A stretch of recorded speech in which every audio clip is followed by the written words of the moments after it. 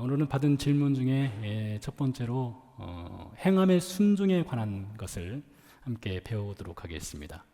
우리가 성경을 읽다 보면, 특별히 우리가 마태복음을 읽었으니까 마태복음을 읽다 보면 예수님께서 행함에 대한 강조를 상당히 많이 하는 것을 볼 수 있습니다. 특별히 마태복음 7장은 예수님의 아주 날카로운 행함의 문제, 그리고 행함과 구원에 관련된 것들을 말씀하시기도 하지요. 그래서 우리가 이런 말씀을 읽게 되면 신자로서 부담감을 갖게 됩니다. 저도 부담감이 있고 아마 여러분들도 부담감이 있을 것입니다. 이것은 건강한 것입니다. 신자가 하나님 말씀을 읽고 들으면서 그 말씀에 따라 살지 못하는 것에 대한 영적인 부담감을 갖고 있다는 것은 살아있다는 산 증거가 되기도 합니다. 고민도 하고요, 두렵기도 하고요, 이렇게 살아도 되나 이런 생각을 할 때가 있습니다.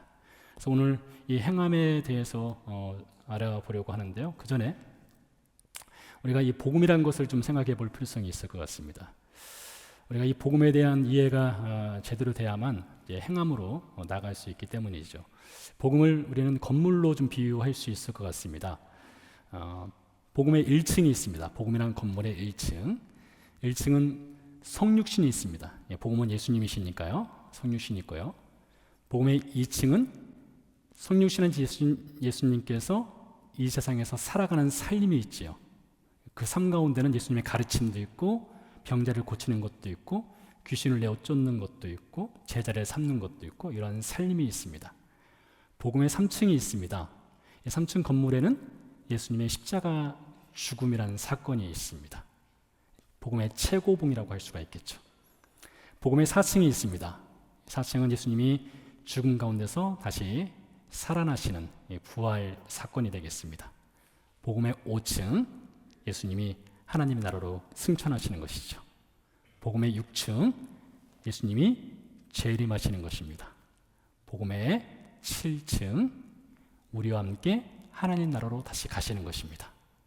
7층짜리 건물이라고 할 수가 있어요. 복음은요, 1층은 성육신, 2층은 예수님의 삶, 가르침, 병고침, 귀신을 내어쫓으심. 복음의 3층 십자가 사건, 복음의 4층 부활, 복음의 5층 승천, 복음의 6층 재림, 복음의 7층 우리와 함께 하나님 나라로 다시 가시는 것. 예수님의 전생애가 복음이라고 할 수가 있습니다.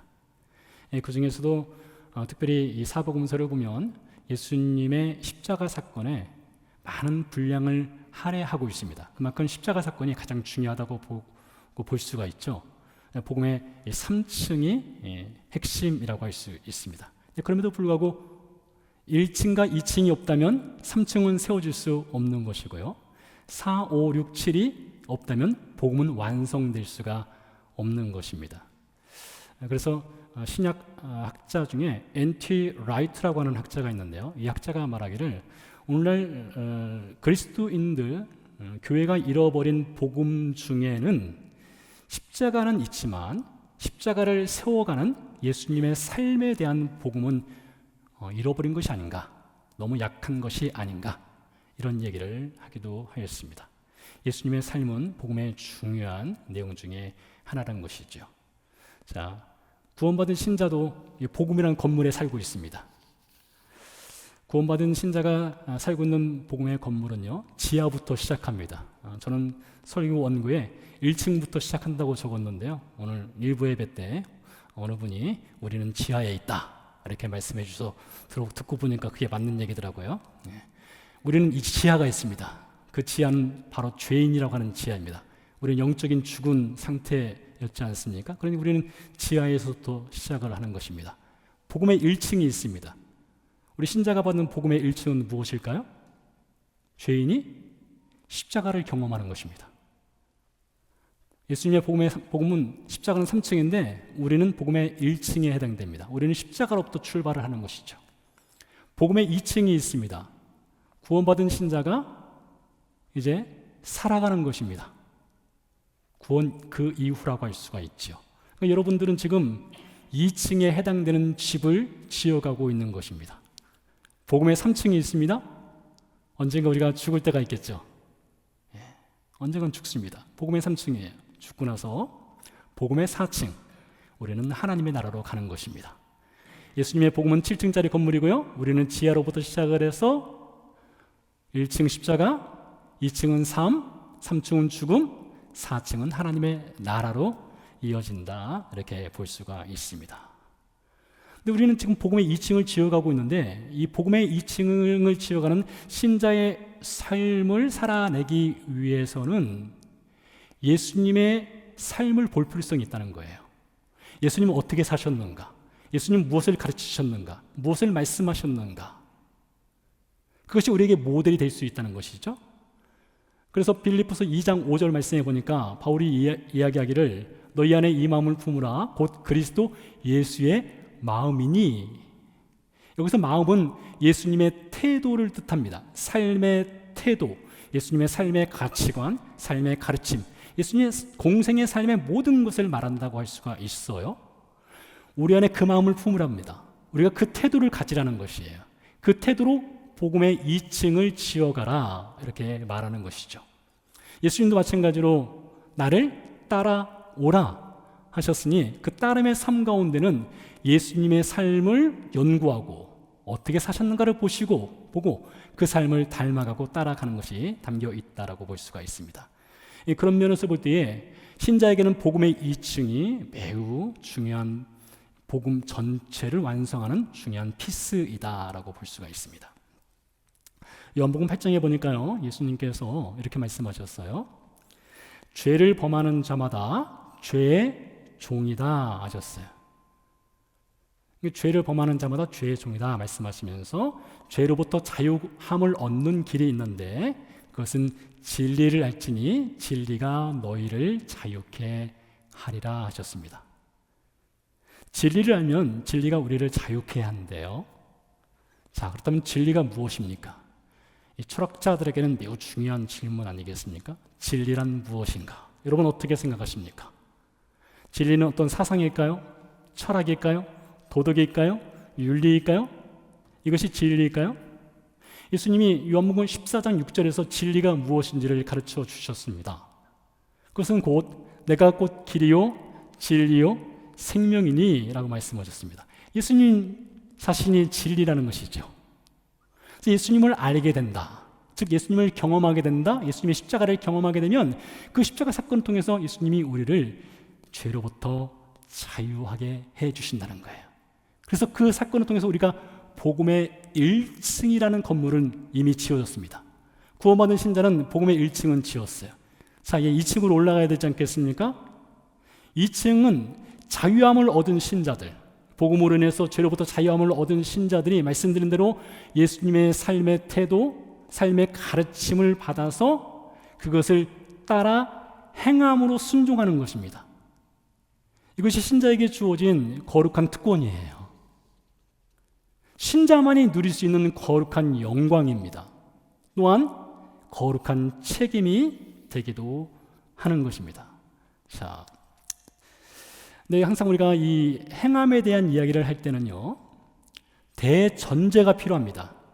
우리 이것을 이 대전제를 무시하고 행함으로 바로 나가게 되면 자칫 잘못하면 우리는 자기 의로움에 빠질 수 있고요, 이 사복음서에 등장하는 이 바리새인들처럼 남을 정죄하거나 여러 가지 문제들이 발생할 수가 있습니다. 그렇기 때문에 우리가 복음의 1층이라는 이 십자가를 절대 놓쳐서는 안 되는데요, 이 대전제, 인간의 행위로서는 하나님께서 우리를 구원하시는데 그 어떤 도움도 줄 수 없다라는 대전제를 우리는 반드시 붙들어야 합니다. 관련된 말씀, 흔히 자주 인용하는 말씀인데요, 에베소서 2장 8절이 이 복음의 대전제가 되겠습니다. 행함의 대전제, 이렇게 기록되어 있습니다. 너희는 그 은혜에 의하여 믿음으로 말미암아 구원을 받았으니 이것은 너희에게서 난 것이 아니요 하나님의 선물이라 하였습니다.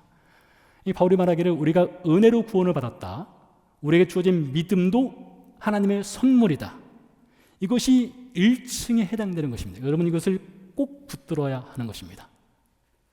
그런데요, 우리가 성경을 읽다 보면은 우리의 의지나 우리의 결단, 우리의 판단에 의해서 마치 우리가 복음을 받아들이고 어떤 반응을 보인 것처럼 여겨질 수 있는 그런 성경 구절들이 상당히 많이 있습니다. 그래서 간혹 이런 구절들을 읽다 보면 마음에 혼란스러울 때가 있어요. 분명히 복음은 은혜로 받는다겠는데 내가 무엇인가 행해야만 복음을 얻을 수 있는 것처럼, 구원을 받을 수 있는 것처럼 여겨지는 구절들이 있다는 것이죠. 대표적인 말씀이 요한복음 1장 12절 말씀입니다. 우리가 잘 알고 있는 말씀이죠. 영접하는 자, 곧 그 이름을 믿는 자들에게는 하나님의 자녀가 되는 권세를 주셨으니 라고 되어 있습니다. 자, 하나님의 자녀가 되는 권세를 받기 위해서는 그 전제 조건이 무엇이냐? 영접해라 이것입니다. 그 이름을 믿어라 이것입니다. 그러니 영접한다는 것과 그 이름을 믿는다는 것의 주어 역할을 하는 것이 있는데 그 사람입니다. 내가 영접해야 되고 내가 그 이름을 믿어야만 하나님이 자녀된 권세를 주신다 이것이죠. 그러다 보니까 사람이 주어가 되어서 어떤 구원을 이루는데 제가 믿겠습니다, 제가 영접합니다 이렇게 말해야만 하나님이 그래, 너가 그런 반응을 보였으니 내가 너에게 자녀된 권세를 주마, 이런 결론을 도출해낼 수 있는 것처럼 여겨질 수 있는 본문입니다. 그런데요, 우리가 지난 시간에 아담에 대해서 잠깐 배웠는데요, 아담이 하나님께 불순종하고 죄를 범했을 때에 그가 잃어버린 것이 있다고 했습니다. 여러분 혹시 무엇인지 기억하세요? 하나님께서 아담에게 특별하게 주신 것이 있었는데 아담이 잃어버린 것. 너무 감사합니다. 그것은 바로 하나님의 생기죠. 하나님의 생기. 하나님이 아담에게 불어넣으신 생기, 영적 생명을 아담이 잃어버렸다고 했습니다. 그래서 아담은 죽은 존재였다는 것이죠. 죽은 존재는 그 어떤 반응을 할 수 없지 않습니까? 죽은 존재가 반응을 할 수 없는데 제가 영접합니다, 제가 그 이름을 믿습니다, 이렇게 반응을 하는 것처럼 여겨지는 성경 구조들이 있다는 거예요. 왜 성경은 이렇게 마치 사람이 주어가 되어서 내가 영접합니다, 내가 믿습니다 이런 표현을 쓰게 될까요? 왜 성경은 그렇게 쓸까요? 그것은요, 사람의 입장에서 이 구원이라고 하는 것을 표현하기 때문에 그렇습니다. 사람의 입장에서 구원을 표현하기 때문에 그래요. 한 가지 예를 들어보도록 하겠습니다. 사랑하는 연인이 저녁 노을이 지는 해변에 앉았습니다.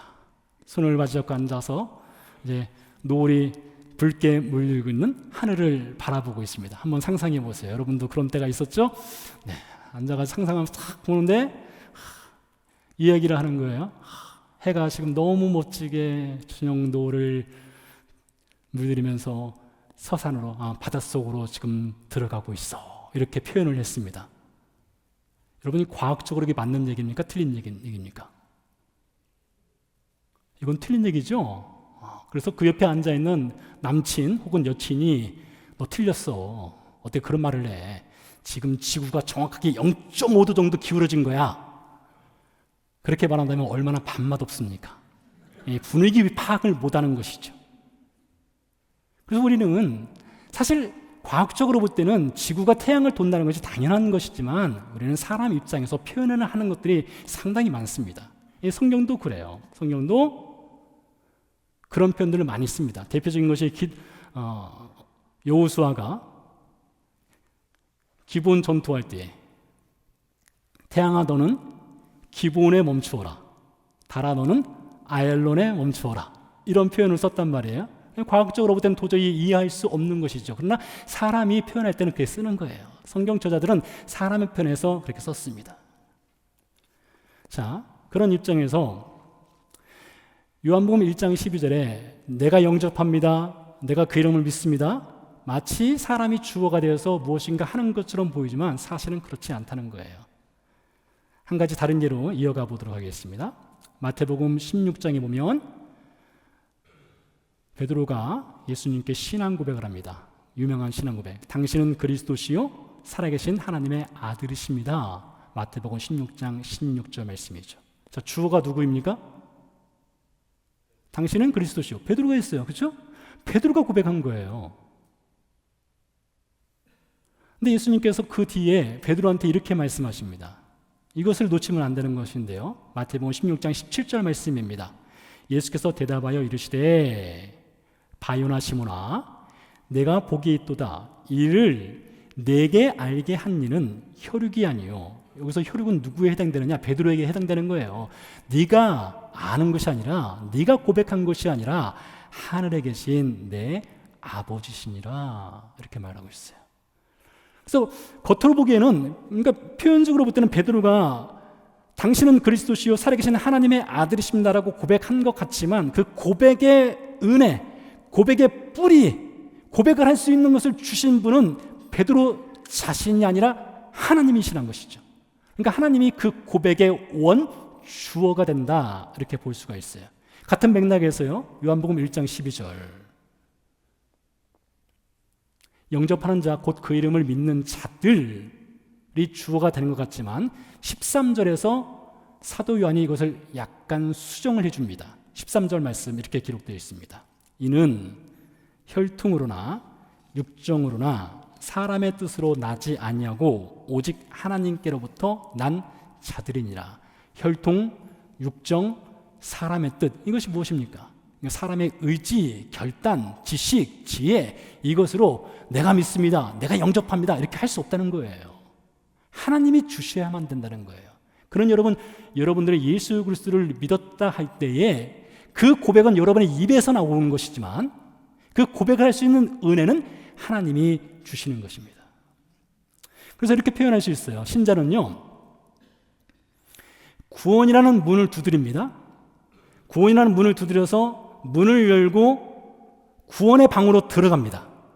구원의 방에 들어가서 뒤를 돌아보면 무엇이 써 있느냐?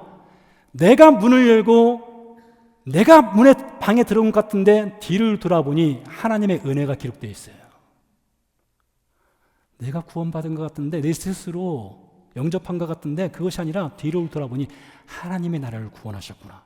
하나님 나에게 은혜를 베풀어 주셨기 때문에 내가 이 구원의 방에 들어올 수 있었구나. 이렇게 된다는 것이죠.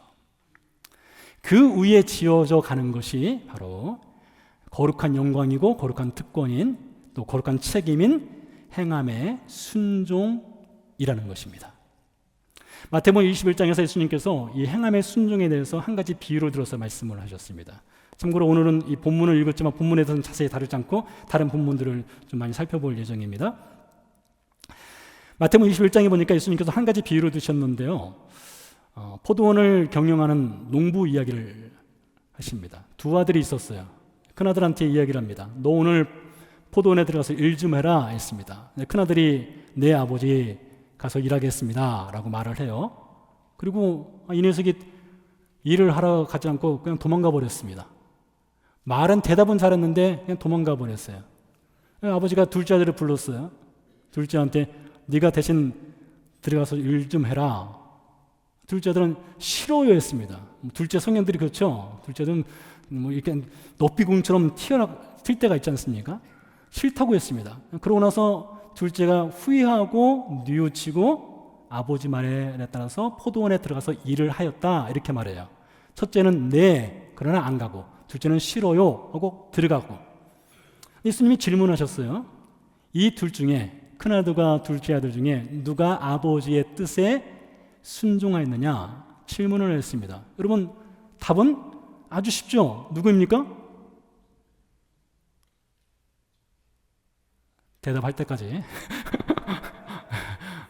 그죠? 둘째죠? 예. 둘째 아들이 순종을 한 거예요. 성경은요, 믿음과 순종을 이렇게 말하고 있어요. 믿음이라고 하는 것은 반드시 순종했을 때 그 믿음이 증명되는 것입니다. 그래서 구약 성경과 신약 성경은요, 특별히 구약 성경은 믿음은 듣는 것이다 라고 말하는데, 이 듣는 것은 곧 순종하고 똑같은 단어를 써요. 믿음과 순종은 뗄래야 뗄 수 없습니다. 손등과 손바닥, 동전의 양면과 같은 것이라고 말을 하고 있다는 것이죠. 그래서 믿음은 곧 순종이고요, 순종은 곧 믿음이 되는 것입니다. 그렇기 때문에 믿음은 이 순종이라고 하는 어떤 액션을 반드시 요구하고 그 결과를 요구하기 때문에 믿음은 눈에 보여요. 여러분, 믿음이라고 하는 단어는 추상명사죠. 근데 성경은 믿음을 항상 보인다라고 말을 합니다. 예를 들어 볼까요? 마가복음 2장에 보니까 중풍병에 걸린 친구를 4명의 친구가 들것에 데려왔습니다. 집에 들어가려고 하니 집이 사람들이 가득 차서 들어갈 수가 없었습니다. 어떻게 했습니까? 지붕 위로 올라갔어요. 지붕을 뚫었습니다. 친구를 지붕에서 내려보냈습니다. 그때 예수님께서 이렇게 말씀하셔요. 마가복음 2장 5절에 보니까 예수께서 그들의 믿음을 보시고 라고 했어요. 믿음이 보인대요. 믿음이. 왜요? 믿음은 행함이라고 하는 순종이 반드시 나오기 때문에 믿음이 보이는 거예요. 사도행전 14장에도 비슷한 표현이 있습니다. 바울이 루스드라에 가서 말씀을 전하고 있을 때에 그 자리에 한 장애인이 있었는데 한 번도 일어나서 걸어본 적이 없는 불구였어요. 근데 바울이 말씀을 전하다 보니 그의 눈을 보니 그에게 구원 얻을 믿음이 있는 것이 보였다라고 되어 있어요. 여러분, 하나님께서 여러분과 혹은 저에게 주신 놀라운 은사가 있습니다. 그 은사는 무엇이냐? 믿음이 보이는 은사예요. 죄송하지만 저도 여러분의 믿음이 보일 때가 있습니다. 판단을 하기 위한 믿음이 아니라 믿음이 작네, 크네 그것이 아니라 믿음이 보일 때가 있어요. 아마 여러분들도 마찬가지일 거예요. 누군가에게 생각할 때 저 사람 믿음이 있어 라고 말할 때가 있지 않습니까? 무엇을 근거로요? 그 사람이 순종하는 삶과 행함의 삶을 보니까 믿음이 있어 이렇게 말한다는 것이죠. 그래서 믿음이라고 하는 것, 우리가 구원을 받았다고 하는 것은 반드시 행함의 순종이라는 액션이 요구되고 나올 수밖에 없다는 것이죠. 마태복음 5장 16절 말씀입니다. 이같이 너희 빛이 사람 앞에 비치게 하여 그들로 너희 착한 행실을 보고 하늘에 계신 너희 아버지께 영광을 돌리게 하라 했어요. 여러분, 우리가 하나님의 형상이 회복된 사람들입니다. 그러면 우리를 통해서 하나님이 세상 가운데 증거될 수밖에 없는 것입니다. 근데 세상 사람들이 어떻게 하나님을 알 수 있느냐? 우리의 착한 행실을 보고 하늘에 계신 하나님의 존재하심을 안다는 거예요. 그런 여러분, 우리가 하나님 말씀대로 살아가면 하나님을 증거하는 존재가 될 수 있는 것이고요. 하나님 말씀대로 행하지 않으면 하나님이 존재하지 않거나 우리의 믿음이 가짜이거나 이렇게 될 수 있다는 것이죠. 바울은요, 에베소서 2장은요 특별히요 신구약 성경 중에서 이 복음에 관해서 아마 가장 복음을 잘 설명한 장면이 에베소서 2장일 거예요. 바울이 에베소서 2장에서 하나님의 은혜에 대해서 굉장히 크게 강조를 합니다. 자, 그런데 바울이 이 복음에 대해서 하나님의 은혜에 대해서 강조하다가 그 결론으로 2장 10절에서 이렇게 말합니다. 그리스도 예수 안에서 우리가 은혜 받고 구원받은 이유입니다. 그리스도 예수 안에서 선한 일을 하기 위하여 지으심을 받았다, 즉 구원받았다 이렇게 말하고 있어요. 그러니까 여러분, 우리가 구원이 단순히 예수님 믿고 천국 간다 그것이 아니라 이 땅에서 살아가면서 복음의 2층 집을 지어가면서 선한 일을 위해서 구원받았다, 이것을 기억하라는 거예요. 로마서가 있죠. 바울이 쓴 중요한 성경 아니겠습니까? 16장까지 있습니다. 1장부터 11장까지는 바울이 그레이스를 말해요. 그레이스 언론, 오직 은혜로만 구원을 받는다, 이것에 대해서 1장부터 11장까지 쭉 기술을 합니다. 그러고 나서 12장으로 넘어가지 않습니까? 12장 첫 단어가 그러므로 라는 단어입니다. 결론입니다. 11장까지는 복음의 1층 십자가를 얘기하고 있어요. 12장으로 넘어가면 그러므로 어떻게 살 것인가, 이걸 말하고 있어요. 신자에게 요구되는 행함의 순종에 대해서 12장부터 16장까지 아주 자세하게 바울이 나열을 하고 있는 것을 볼 수가 있습니다. 그런 여러분, 우리가 정말로 구원받았다면 복음의 2층 집을 행함으로 지어가는 것은 당연한 것이에요. 야고보서를 또 예를 들어볼 수가 있을 것 같습니다. 야고보서는 특별히 행함을 많이 강조하지 않습니까? 야고보 사도가 이렇게 이야기를 하고 있어요. 야고보는 예수님의 동생입니다. 근데 그가 말하기를 행함으로 믿음은 반드시 증명돼야 한다. 행함이 없는 믿음은 죽은 믿음이다. 이런 경고를 하고 있습니다. 행함이 없는 믿음은 죽은 믿음이다. 그것은 곧 구원받지 못했을 가능성이 있다라고 하는 것을 이야기를 하고 있어요. 그러나 여러분, 우리의 행함은 우리가 구원받은 것에 대한 분명한 증거가 된다는 것이에요. 고린도서 13장 5절 말씀을 읽어드리겠습니다. 너희가 믿음이 있는가 너희 자신을 시험하고 너희 자신을 확증하라.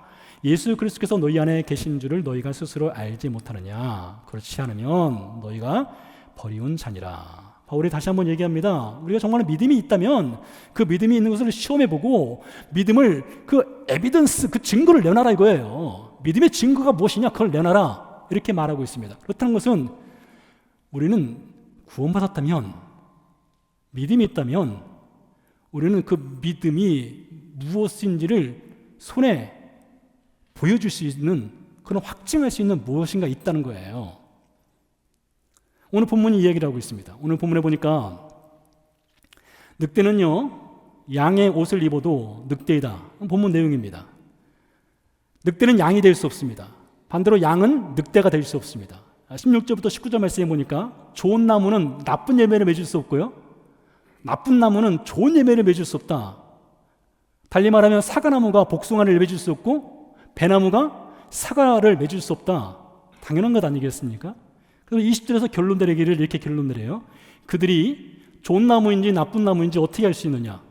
여러분, 무엇을 알 수 있다고 말할까요? 그 열매로 알 수 있다. 이렇게 말하고 있습니다.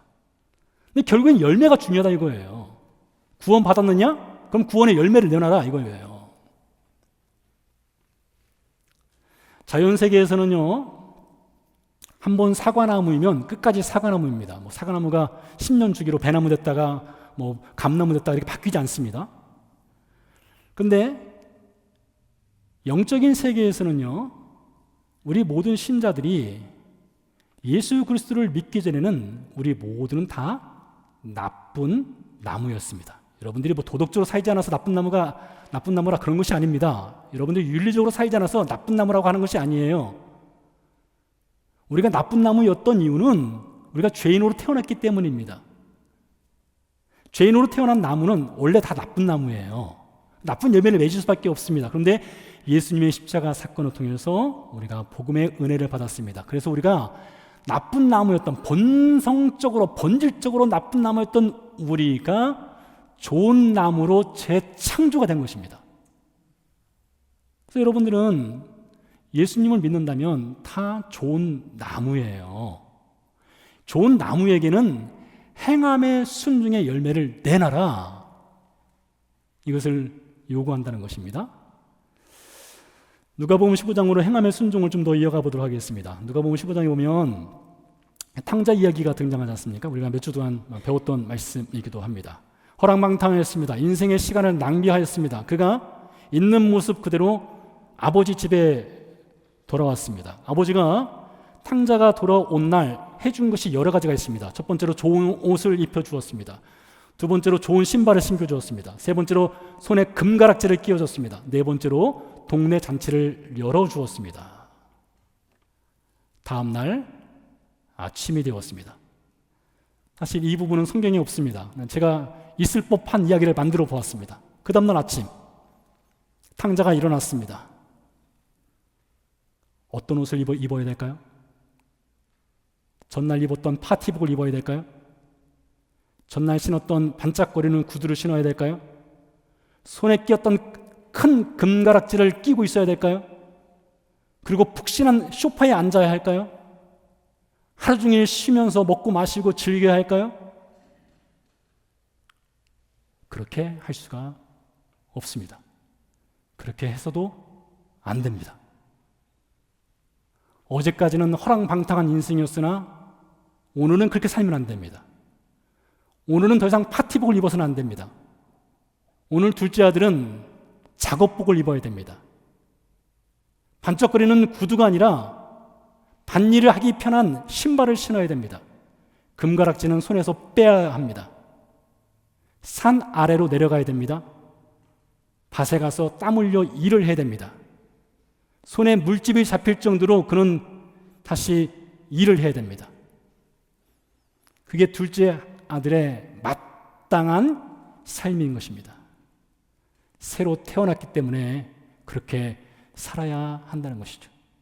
같은 맥락에서요, 신자가 예배를 통해서 구원의 믿음과 구원의 은혜를 받았으면 삶의 현장인 밭으로 나가서는 행함으로 구원받은 것을 증명하며 살아가야 하는 것입니다. 말씀드렸죠. 너희 착한 행실로 사람들로 하여금 하늘에 계신 아버지께 영광을 돌리게 하라, 이렇게 말했던 것처럼요. 자, 근데 우리의 좀 더 실제적인 모습을 좀 보기 원합니다. 이렇게 성경은 우리에게 이 삶의 열매를 요구하는데 우리의 실상은 좀 어떻습니까? 우리는 이렇게 기도할 수 있습니다. 저도 그렇게 기도합니다. 주님, 제가 주님께 좀 순종하고 싶습니다. 하나님 말씀대로 살고 싶습니다. 라는 기도를 합니다. 근데 이 기도를 마치고 삶의 밭일을 나가서는 기도한 것과는 좀 다르게 역방향으로 살아갈 때가 참 많습니다. 왜 그럴까요? 왜 저나 여러분이나 왜 성경 말씀대로 살아가지 못하고 자꾸만 곁길로 빠지고 역방향으로 가고 그렇게 살아갈까요? 어쩌면 우리에게 의지나 결단이 부족해서 그럴 수도 있겠죠? 어쩌면 상황이 허락하지 않아서 그럴 수도 있습니다. 어쩌면 우리는 하나님이 응답하지 않아서, 하나님이 힘을 주지 않아서 이런저런 핑계를 댈 수도 있을 것 같습니다. 근데 요한복음 3장에서 우리가 하나님의 뜻대로 살아가지 못하는 이유에 대해서 아주 그 근원적인 이유를 가르쳐주는 한 장면이 있습니다. 요한복음 3장 19절 말씀입니다. 왜 우리가 하나님의 말씀에 순종하지 못하고 살아갈까요? 그 정죄는 이것이니 곧 빛이 세상에 왔으되 사람들이 자기 행위가 악함으로 빛보다 어둠을 더 사랑한 것이니라. 요한은 우리가 하나님 말씀에 순종하지 못하는 이유, 복음의 2층 집을 잘 지어가지 못하는 이유를 말하기를 죄를 사랑하기 때문이다.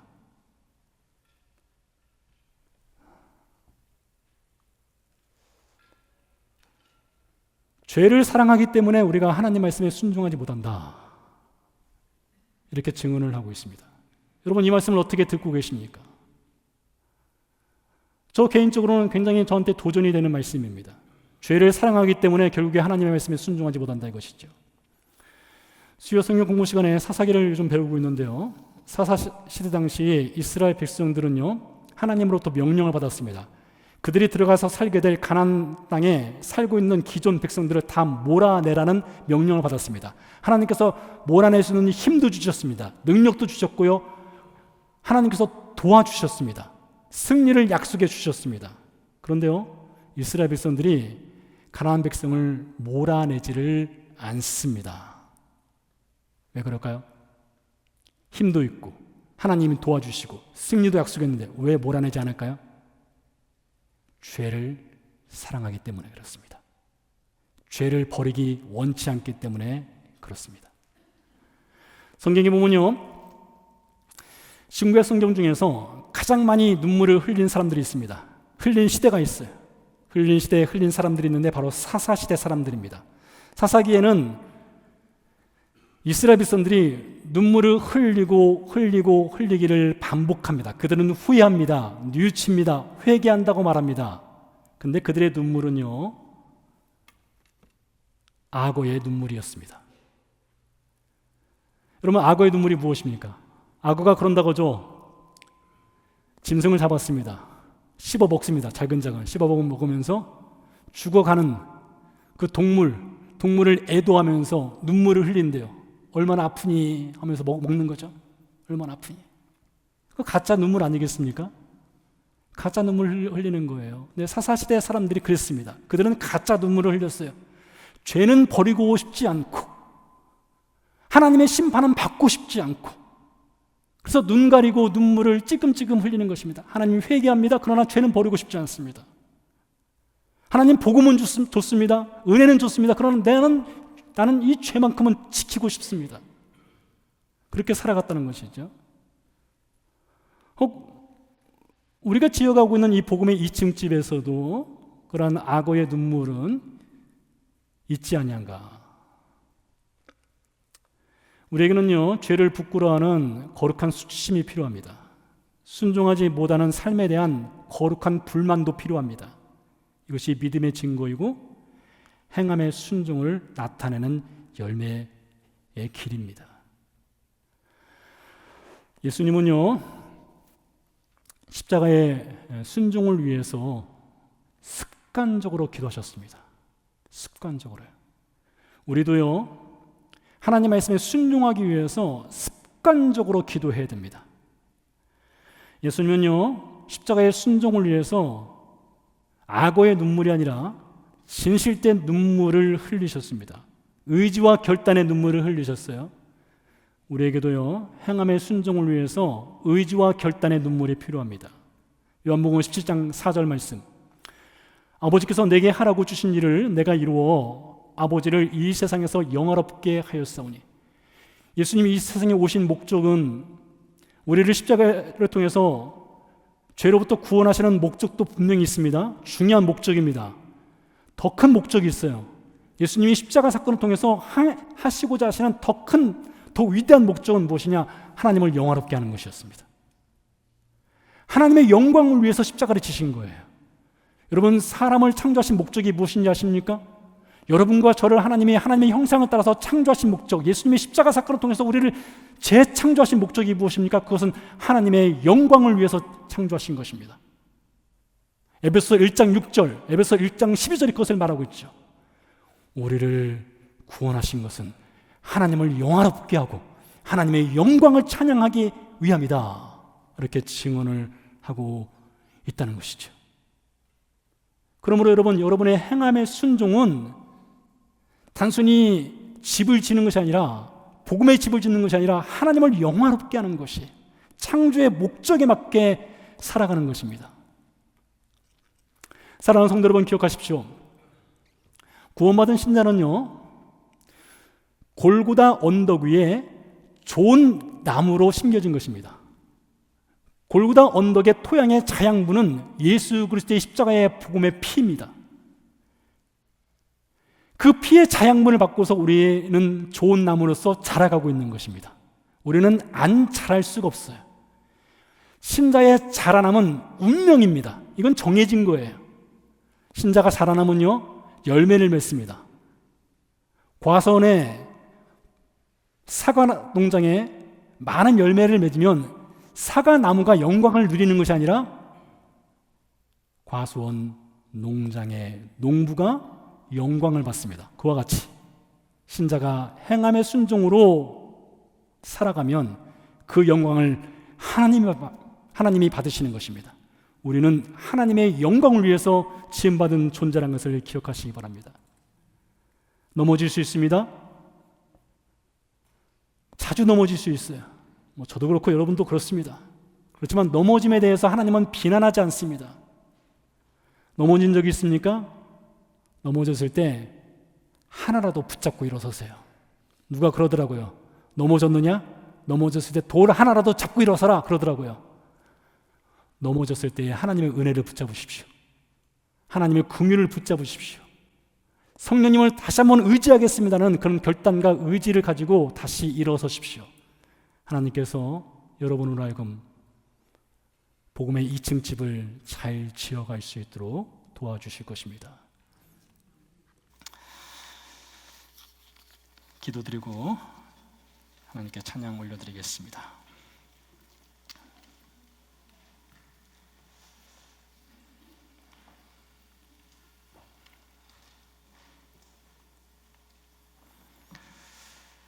우리는 십자가라고 하는 복음의 1층 위에 구원 이후의 삶이라고 하는 2층 집을 지어가고 있는 과정 중에 있습니다. 행함에 순종을 한다는 것 큰 도전입니다. 우리의 죄인의 본성을 거스러야 하는 것이기도 합니다. 쉽지 않습니다. 그러나 우리 안에 성령께서 계신 이유, 예수께서 우리와 함께 하시는 이유는 우리로 하여금 그 집을 잘 지어갈 수 있도록 응원하시고 돕기 위해서입니다. 영적 부담을 가지십시오.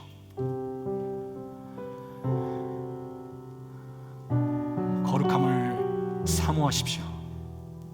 그리고 행함의 순종의 열매로 하나님을 영화롭게 하는 그런 삶을 위한 기도와 그런 삶으로 나아갈 수 있는 그런 영적 근육을 강화시키십시오.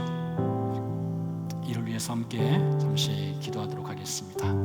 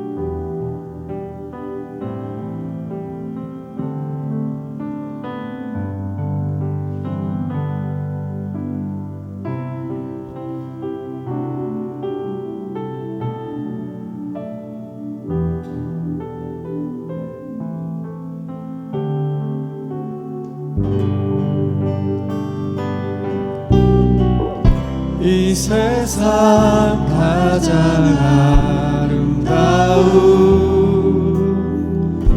순종의 눈물, 온 세상 다시 빛나게 한 생명의 눈물, 그가 이 땅에 오신 그가 이 땅에 오신 이유, 죽어야 살게 되고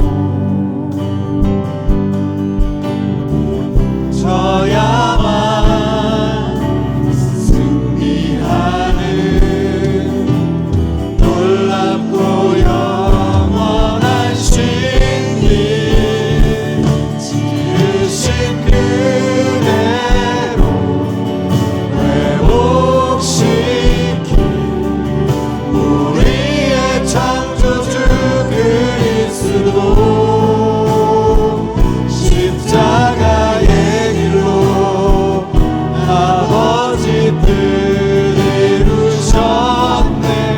그가 이 땅에 오신 이유,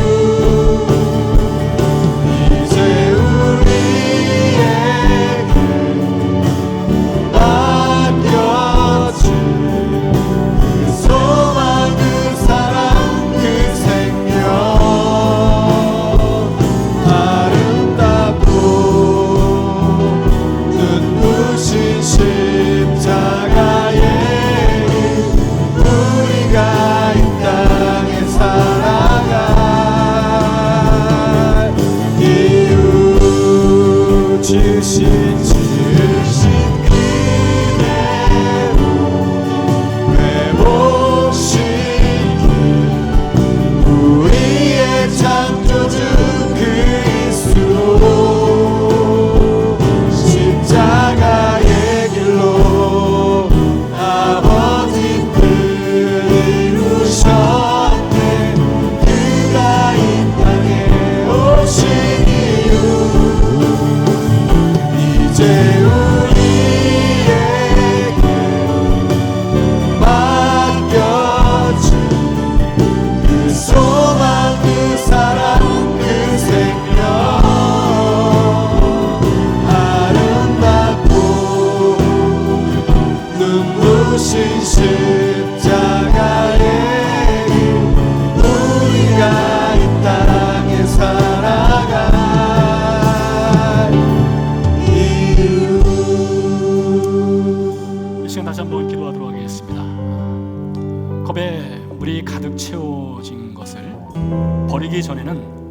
만물로 채울 수 없습니다.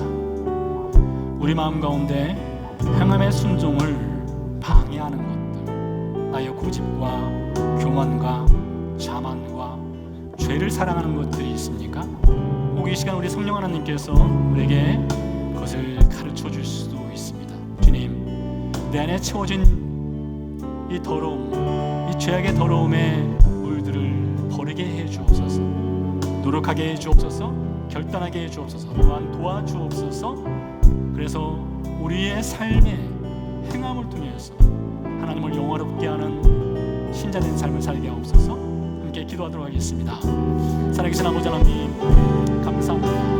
하나님, 우리 마음에 채워져 있는 하나님을 원하지 않고 우리 스스로 살아가려고 하는 교만과 자만과 하나님을 거부하고 역방향으로 가려고 하는 하나님, 죄를 사랑하는 우리의 심령, 우리의 본성을 거스를 수 있도록 주님 도와주시옵소서.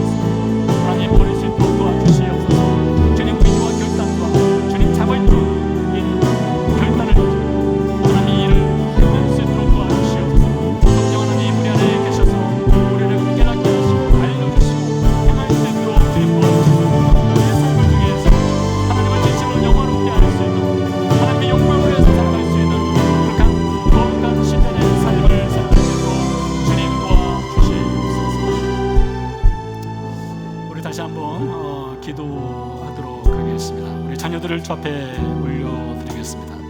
아주 구원받지 못한 자녀들이 있습니까? 그 자녀들을 주 앞에 올려드립시다. 또한 우리 선교지를 주 앞에 올려드리겠습니다. 선교지에 계신 우리 선교사님들을 축복하며 함께 기도하도록 하겠습니다. 살아계신 아버지 하나님, 감사합니다. 하나님, 우리 사랑하는 자녀들을 주 앞에 올려드립니다. 하나님, 우리 자녀들 주 예수 그리스도 은혜 안에 거하기 원합니다. 하나님, 아직 예수 그리스도를 믿지 아니하는 자녀들, 우리 아버지 하나님 공의를 풀어주시고 그들의 귀가 열리게 하게 하시고 듣는 귀가 되게 하시고 순종으로 나아올 수 있도록 하나님 은혜를 베풀어 주시옵소서. 우리 아버지 하나님 도와주시옵소서.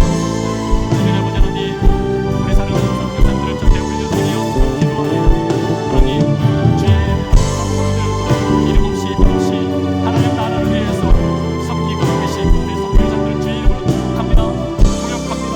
하나님, 그들 가운데 하나님 그 놀라신 은혜를 베풀어주셔서 그들의 삶의 현장 가운데 예수 그리스도의 복음이 이루어지게 하시고 열매를 맺을 수 있도록 주님 축복해 주시옵소서. 살아계신 아버지 하나님, 복음으로 하자면 지하세계에 갇혀 살 수밖에 없었던 우리에게 십자가의 은혜로 복음의 1층집을 짓게 하시고 이제는 구원 그 이후 신자의 삶을 살아가는 복음의 2층집을 지어갈 수 있도록 도와주시니 감사를 드립니다. 하나님, 우리의 교만을 내려놓습니다. 자만을 내려놓습니다. 죄를 사랑하는 못된 본성을 내려놓습니다. 주님, 우리의 의지와 결단이 귀하고 복된 열매를 맺어갈 수 있도록 성령께서 도우시고 힘주시옵소서. 그래야 우리로 하여금 하나님을 영화롭게 하고 하나님의 영광을 찬양하는 신자된 삶을 살아갈 수 있도록 축복해 주시옵소서. 이제는 그 아들을 보내신 하나님의 크신 사랑과 십자가에서 죽고 부활하심으로 우리에게 십자가의 1층집을 지어주신 예수 그리스도의 은혜와 우리 안에 살아계셔서 복음의 2층집을 잘 지어갈 수 있도록 도우시는 성령님의 은혜가 세상의 밭을 향해 나가는 성도들 가운데 함께 하시기를 간절히 축원하옵나이다. 아멘.